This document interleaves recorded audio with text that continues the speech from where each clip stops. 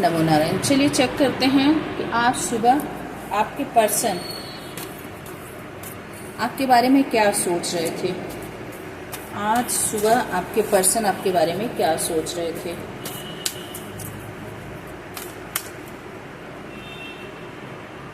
Door to value, good, broken heart, attachment,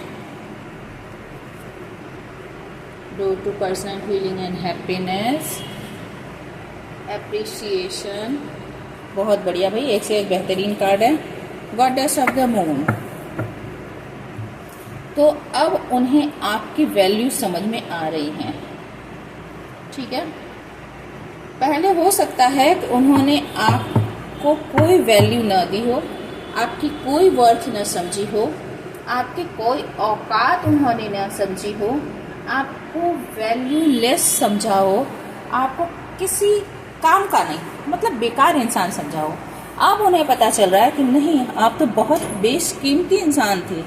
आपके आने से उनके जीवन में बहार आती थी, आपके आने से उनके जीवन में रोशनी आती थी, आपके आने से उनके जीवन में अबंडेंस, प्रॉस्पेरिटी आती थी, उनके जीवन में रंग आते थे, सारी खुशियाँ आप ही उनके जीवन में लाते थे। तो अब उन्हें, जबकि मुझे लगता है कि, और मैं क्लैरिफाई करूँगी, चलिए इतने पे ही रहने देते हैं। मुझे लगता है कि अब आपकी वैल्यू वो करने लग गए हैं जो वो पहले नहीं करते थे।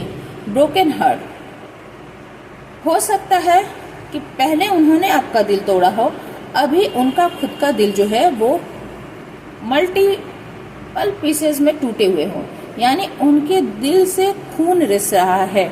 उनका दिल जो है वो कहते हैं ना, खून के आंसू रोना, तो उनके दिल के टुकड़े टुकड़े हो रहे हैं, बहुत बुरी तरह से वो पेन में हैं। उनका दिल जो है वो तार तार हो रहा है। अब वो समझ पा रहे हैं कि उन्होंने आपकी वैल्यू नहीं करके खुद को ही दर्द दे दिया है, खुद को ही तकलीफ दे दिया है। हो सकता है आप किसी भी तरह से अपने रिलेशनशिप के बारे में देख लें, ये मेल फीमेल किसी के लिए भी हो सकती है, ठीक है। अटैचमेंट, क्यों? क्योंकि पास्ट में वो किसी चीज़ से, किसी चेहरे से बुरी तरह से अटैच थे, किसी अट्रैक्शन में फंसे हुए थे, जिसके कारण आपकी वैल्यू उन्होंने नहीं समझी। यहाँ पर देखिए, एक लेडी है जो जंजीर से जकड़ी हुई है, एक पिलर से बंधी खड़ी है और एक चेहरे को घूर रही है या निहार रही है, कह सकते हैं। तो वो किसी अटैचमेंट में थी, किसी चेहरे, या तो उन्होंने एक फेस मास्क लगा रखा हो या एक नकाब पहन रखा हो और दोहरी जिंदगी जी रहे हो, या फिर वो किसी चेहरे, किसी खूबसूरती या किसी फीमेल फिगर या कुछ भी हो सकता है, यहाँ कैरेक्टरिस्टिक्स की बात हो रही है, किसी चीज़ से बुरी तरह से जकड़े हुए थे, किसी अटैचमेंट में पड़े हुए थे। ये अटैचमेंट कुछ भी हो सकती है, क्योंकि यहाँ पे डार्क एनर्जी है और फीमेल है, इसलिए मैंने ऐसा कहा कि वो एक नेगेटिविटी के शिकार थे, वो बंधे हुए थे, जकड़े हुए थे और किसी चेहरे के, लुभावने चेहरे में फंसे हुए थे, ठीक है। Door to personal healing and happiness, अब उन्हें समझ में आ रहा है कि उनके जीवन में हीलिंग, उनके जीवन में हैप्पीनेस, उनके जीवन में पीस, उनके जीवन में प्रॉस्पेरिटी आप ही लाते थे। इस बात को वो भली प्रकार से जान पा रहे हैं, समझ पा रहे हैं। एप्रिसिएशन, जो उन्होंने पहले, देखिए डोर टू वैल्यू और एप्रिसिएशन कितना सिंक्रोनाइज्ड कार्ड आता है।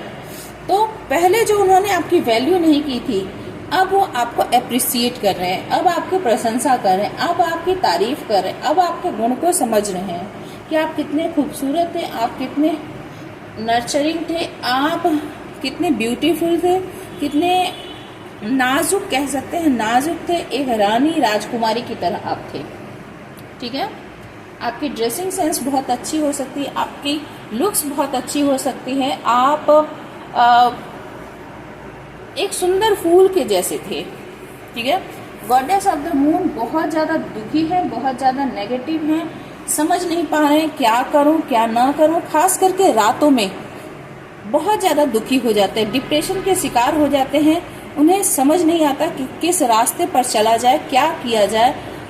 नेगेटिविटी उन्हें हमेशा घेरे रहती है, खास करके जब वो अकेले होते हैं, रातों को होते। एंजल ऑफ लव, आपको एंजल ऑफ लव मानते हैं, प्यार देने वाले एक पर्सन के रूप में देखते हैं कि आपने उनके जीवन में प्यार ही प्यार भर दिया था, ठीक है। और द वर्ल्ड कार्ड बतला रहा है कि आप दोनों के बीच एक फेज कंप्लीट हो चुका है। ये एक कार्मिक रिलेशन था आप दोनों के बीच। आपने इस रिलेशनशिप में बहुत अच्छे समय भी देखे होंगे और बहुत बुरा समय भी देखा होगा, यानी जितना अच्छा उतना ही बुरा समय आपने देखा है इस रिलेशनशिप में। डिसीट, उन्होंने निश्चित रूप से आपके साथ धोखेबाजी की थी, धोखाधड़ी की थी। और आप एक स्पिरिचुअल पर्सन थे, आप उनके जीवन में हैप्पीनेस लाते थे, ये बात तो तय है।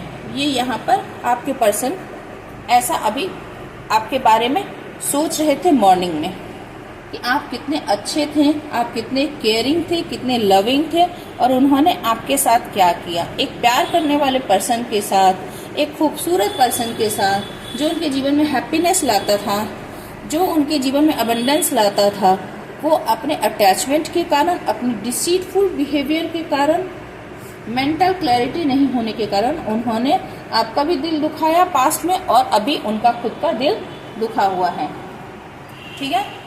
चलिए हम ओशोज एंड टैरोट से भी इसे क्लैरिफाई करते हैं, ओशोज एंड से क्लैरिफाई करते हैं।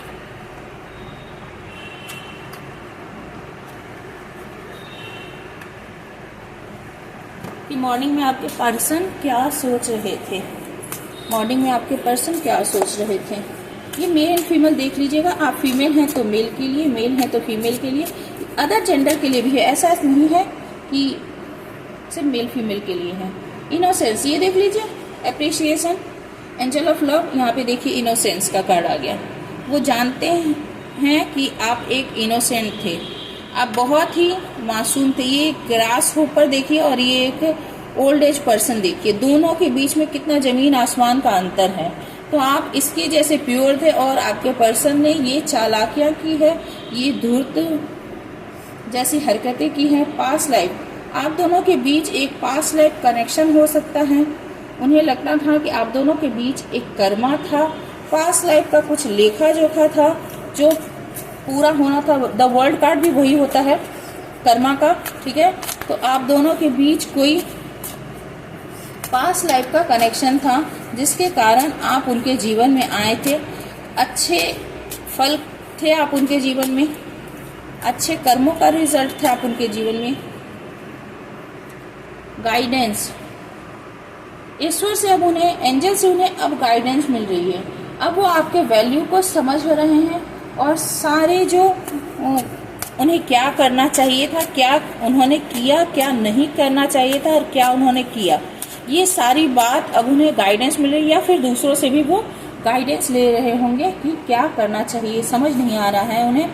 फ्लावरिंग, ये महालक्ष्मी का कार्ड होता है, एम्प्रेस का कार्ड होता है। तो आप उनके जीवन में देखिए था ना कि डोर टू वैल्यू और ये हीलिंग एंड हैप्पीनेस, तो और एंजल ऑफ लव, तो आप उनके जीवन में क्या लाते थे, फ्लावरिंग, कमल पर बैठी हुई महालक्ष्मी के समान थे। आप उनके जीवन में प्रॉस्पेरिटी लाते थे, आप उनके जीवन में खुशियां लाते थे, ग्रीनरी लाते थे, सफलता लाते थे, सब कुछ लाते थे, ठीक है। द मास्टर, अब उन्हें ज्ञान मिल रहा है, अब वो वाइज हो रहे हैं। ईश्वर अब उन्हें ज्ञान दे